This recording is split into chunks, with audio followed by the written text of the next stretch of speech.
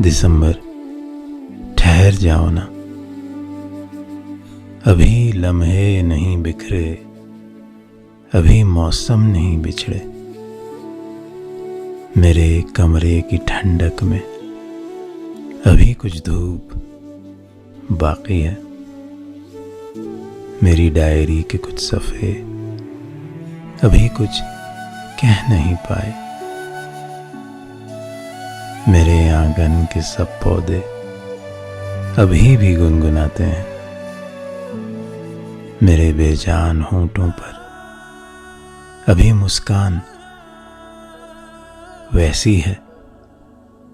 किसी के लौट आने का अभी इम्कान बाकी है।